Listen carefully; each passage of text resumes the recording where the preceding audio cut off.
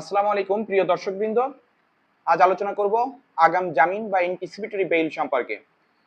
আগাম জামিন বা অ্যান্টিসিপেটরি বেইলটা কোথায় আসলে আছে? আমাদের যে code of criminal procedure 1898 section 498 এ এই অ্যান্টিসিপেটরি বেইল বা আগাম জামিন সম্পর্কে আলোচনা করা হয়েছে।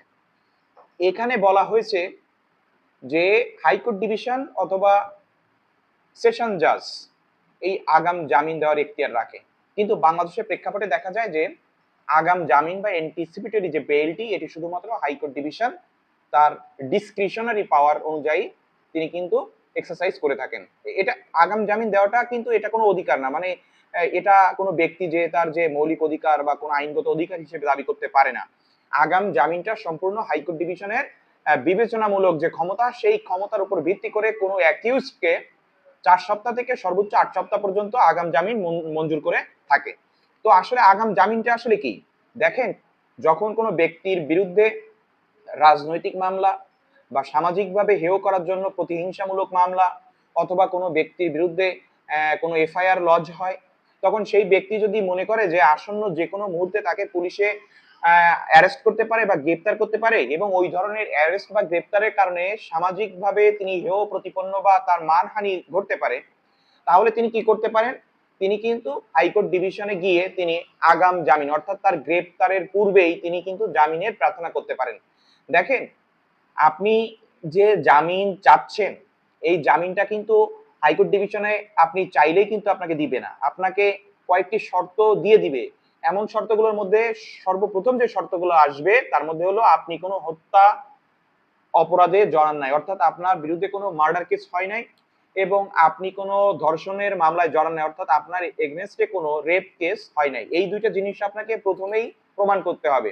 অর্থাৎ আপনার বিরুদ্ধে যে মামলাগুলো, সেই মামলাগুলোকে হতে হবে অবশ্যই আপনার কম গ্রেভিটি, অর্থাৎ আপনার লো গ্র্যাভিটির যে অফেন্সগুলো, সেই অফেন্সগুলো হতে হবে এবং সেখানে এমন হতে হবে যে আপনার যে অভিযোগ আপনার বিরুদ্ধে আপাত দৃষ্টিতে মনে হচ্ছে যে এই অভিযোগগুলো ভিত্তিহীন অথবা আপনাকে সমাজে অপদস্থ করার জন্য বা আপনাকে প্রতিহিংসা পরায়ণ ভাবে এই মামলাগুলোতে অন্তর্ভুক্ত করা হয়েছে, এরকম বিলিভ কিন্তু আপনার কোর্টের কাছে রাখতে হবে বা কোর্টকে এরকম বিশ্বাস কিন্তু অর্জন করাতে হবে। তো সেক্ষেত্রে আপনি আপনার তদন্তে সহযোগিতা করবেন, আপনি সাক্ষী বা অন্য কোনো বিষয়বস্তু যেমন বাদীকে আপনি হুমকি ধামকি দিবেন না, আপনি দেশ ত্যাগ করবেন না বা আপনি পলায়ন করবেন না। এরকম অনেকগুলো কন্ডিশনের উপর ভিত্তি করে আপনাকে সর্বোচ্চ 4 সপ্তাহ থেকে 8 সপ্তাহ পর্যন্ত আপনাকে আগাম জামিন কিন্তু হাইকোর্ট ডিভিশন মঞ্জুর করতে পারে। তবে এই যে জামিন, এই জামিন কিন্তু আপনার কোনো স্থায়ী জামিন না। আপনি ওইখান থেকে জামিন পাওয়ার পরে আপনি সঙ্গত কারণে আপনি চিফ জুডিশিয়াল ম্যাজিস্ট্রেট আদালত অথবা সিএমএম আদালত অর্থাৎ চিফ মেট্রোপলিটন ম্যাজিস্ট্রেট আদালতে কিন্তু আপনাকে একটা ফ্রেশ বেইল কিন্তু আপনাকে ফার্নিশ করতে হবে।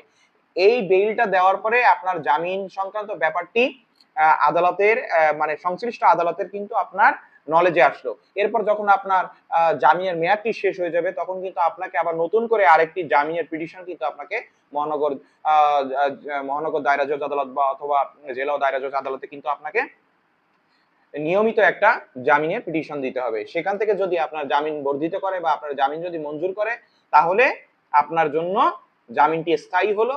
আর যদি সেখান থেকে আপনাকে জামিন বাতিল করে অর্থাৎ আপনার জামিনটি যদি বর্ধিত না করে আপনাকে যদি আপনার সিডব্লিউ মূলে আপনাকে যদি জেল কাস্টডি দিয়ে দেয়, তাহলে কিন্তু আপনার জামিন ওই যে অ্যান্টিসিপেটরি জামিন ওর আর কোনো বৈধতা থাকলো না। অর্থাৎ আমরা যদি ধরে নিই যে সাময়িকভাবে এটা এক ধরনের সুরক্ষামূলক আদেশ হলেও এটা আহ, একেবারে স্থায়ী কোনো সুরক্ষামূলক আদেশ নয়। অর্থাৎ আপনি হাইকোর্ট ডিভিশন থেকে যদি আপনি জামিন নিয়েও আসেন, আপনাকে কিন্তু ঠিকই সংশ্লিষ্ট আদালতে গিয়ে কিন্তু আপনাকে সারেন্ডার করতে হবে, সেখানে আত্মসমর্পণ করে কিন্তু আপনাকে আবার নতুন করে কিন্তু ওই মেয়াদ শেষ হওয়ার পরে আপনাকে নতুন করে আবার কিন্তু জামিনের প্রার্থনা করতে হবে।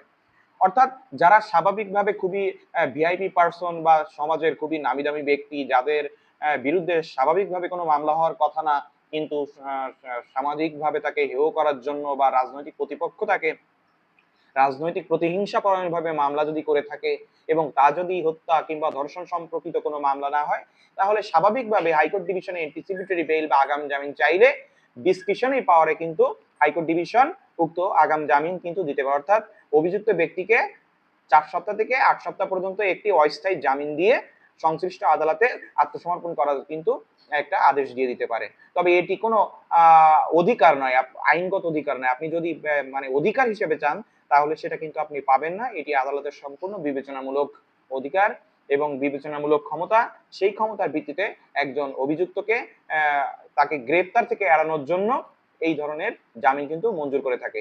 তো আজ এটা জানলেন, আশা করি আপনারা এখন পরিষ্কার হয়ে গেছেন। আপনাদের বিরুদ্ধে যদি কখনো হয়রানিমূলক মামলা, মিথ্যা মামলা বা রাজনৈতিক মামলা হয়ে থাকে তাহলে আপনারা এই ধরনের আগাম জামিন কিন্তু হাইকোর্ট ডিভিশন থেকে নিতে পারবেন। ভালো থাকবেন, সুস্থ থাকবেন। আল্লাহ হাফেজ।